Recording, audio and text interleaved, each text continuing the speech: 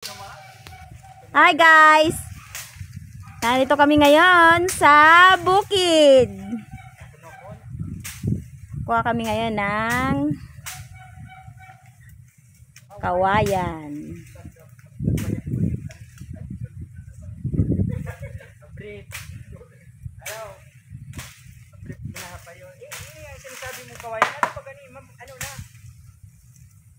Kuya na ni ako dyan.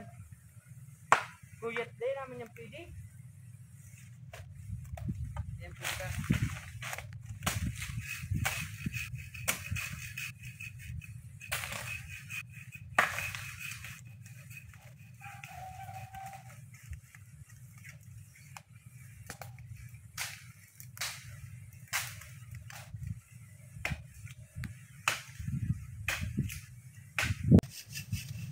Hi guys, magandang umaga.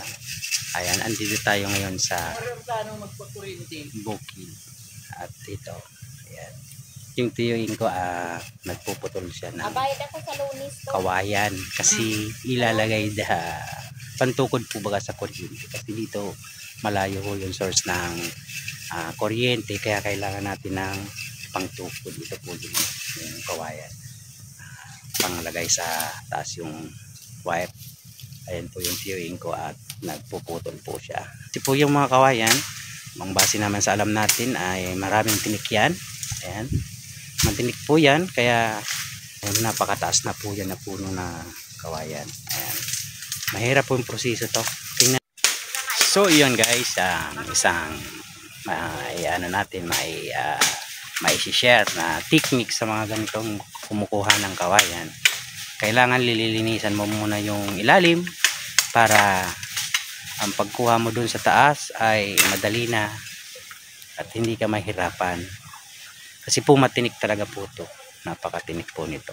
At saka ang isang tip ko po ay kailangan nyo nang magsuot ng buta o anuman bagay na depensa para sa paa nyo.